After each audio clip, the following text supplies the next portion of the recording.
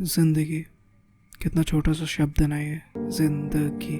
लेकिन अगर तुम इस शब्द को समझने जाओगे ना तो शायद तुम्हारी पूरी जिंदगी निकल जाए और तब भी तुम इस शब्द को समझ ना पाओ। कोई इंसान अपनी पूरी जिंदगी सिर्फ एक जॉब में बिता देता है, कोई इंसान अपनी पूरी जिंदगी सिर्फ नशेबाजी में बिता देता है, तो कोई इंसान जस्ट नॉर्मल इंसान की तरह जीता है और अपनी पूरी जिंदगी निकाल देता है। एक्चुअली उसे पता ही नहीं जिंदगी है क्या। तुम्हें नहीं पता तुम कहाँ से आए हो, मुझे नहीं पता इनफैक्ट कि मैं कहाँ से आया हूँ। जस्ट हम इतना जानते हैं कि हाँ, बाय बर्थ हम अपनी मॉम से पैदा हुए हैं और हमारे डैडी है, हमारी मॉम के हैं, बस हम इतना ही जानते हैं। बट एक्चुअली हम इस दुनिया में कर क्या रहे हैं, हमारा गोल क्या है, हम किस लिए आए हैं, क्या ये कोई जानता है? बहुत ही डीप क्वेश्चन है मेरे भाई, हर कोई नहीं समझ सकता इस बात को। तुम अगर इस क्वेश्चन पे आए हैं ना तो समझो ये बहुत बड़ी चीज है मेरे भाई। इतनी सारी चीजें हैं, इतनी सारी चीजों से हम लाइफ को डिफाइन करते हैं, बट लाइफ है क्यों?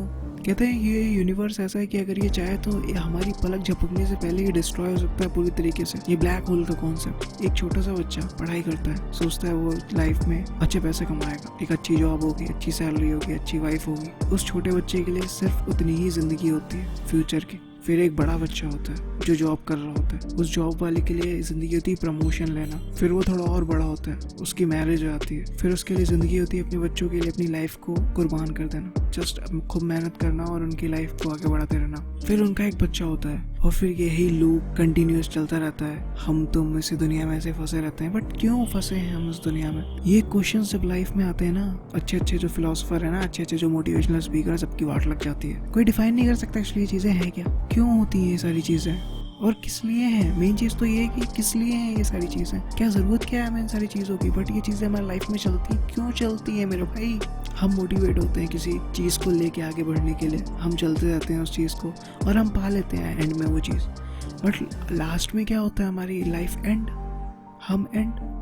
क्या बचा फिर जिंदगी में? मेरे को बताओ क्या बचा है जिंदगी में? कुछ नहीं बचा ना। सारी तुम्हारी माया वहीं पे खत्म हो जाती है। तो क्यों नहीं तुम जाते हो उस परम सत्य को ढूंढने?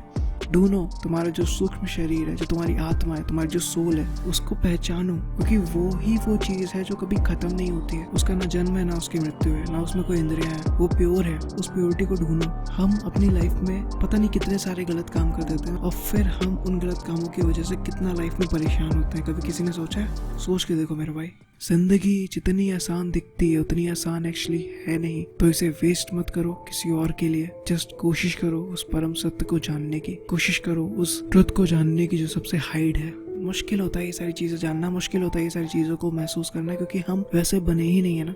हमें जिस तरीके से बनाया गया है वो चीज ही अलग है। हमें एजुकेशन दी जाती है कि हम बड़े होकर किसी कंपनी में जॉब करें, पैसा कमाएं और अपनी लाइफ को चलाएं, अपनी जिंदगी को चलाएं। बट एक्चुअली ये जिंदगी है क्या? और पता है इन सारे सवालों का जवाब हमें कहाँ मिलता है? हमें मिलता है उन पुरानी किताबों में जो हमने अभी भूल चुके हैं। भगवत गीता में मिलता है कि एक्चुअली ये दुनिया क्यों है, किस लिए चलती है। कहते हैं ये सारी दुनिया एक्चुअली भगवान ने ही बनाई है। सद्गुण, रजगुण, तमोगुण, ये सारी चीजें उनसे ही उत्पन्न है। कोई भी चीज बुरी नहीं है, कोई भी चीज अच्छी नहीं है, सब ईश्वर ही है। जब कोई इस ट्रुथ को जानता है ना तो यहाँ पे भी बहुत सारे क्वेश्चन उत्पन्न हो जाते हैं कि अगर हर चीज सही है तो ये जो रेप होते हैं क्या ये सही है? ये तो गलत है। ये सारे क्वेश्चंस हमारे माइंड में आते हैं। एक्चुअली मेरे माइंड में नहीं, आपके माइंड में भी आते हैं कि एक्चुअली ये सारे क्वेश्चन होते क्यों? अगर हर चीज गॉड ने बनाई है और हर चीज में अगर ईश्वर है तो ये सारी चीजें क्यों होती हैं? मैं बचपन से मौज अय्याशी वाले इस चीजों में फंसा रहा, बट जब मुझे रियलाइज हुआ कि इन सारी चीजों पे कुछ नहीं है, तब मैं स्पिरिचुअल लाइफ में आया। और अभी भी जस्ट मैं ब्रह्मचर्य फॉलो कर रहा हूँ। आज मेरा डे 274 है आई थिंक। और कहीं ना कहीं कुछ चीजें लाइफ में लगती है कि यार ये सारी चीजें हैं क्यों, एक्चुअली हम क्यों हैं, ये सारे क्वेश्चन फुट होते हैं। देखो, ब्रह्मचर्य लाइफस्टाइल मेरे भाई सबसे बेस्ट है। अगर कोई इंसान फिजिकल लेवल पे अच्छा होना चाहता है, मेंटल लेवल पे अच्छा होना चाहता है, तो भाई सबसे बढ़िया है कि तुम अपने सीमन को अपनी बॉडी में प्रिजर्व करके रखो। वही सारे सेल्स को नरिश करता है और उससे तुम्हारी हेल्थ काफी अच्छी होगी, फिजिकल भी और मेंटल भी। लेकिन जब हम स्पिरिचुअलिटी में आते हैं ना तो कुछ नए ही तरीके से हमें दुनिया देखने को मिलती है, जहाँ पे ये सारी चीजें जस्ट एक माया है, एक मोह है। हमें इन सब चीजों से निकलना है और बहुत मुश्किल है भाई इस टाइम पे। जो ये कलयुग चल रहा है काफी ज्यादा मुश्किल है, बट निकलेंगे। जो हमारी जर्नी आगे बढ़ रही है, इस जर्नी में आगे हम बढ़ते रहेंगे। और अगर कोई भाई बीच में रिलैप्स भी हो जाता है ना तो भाई चिंता मत करना।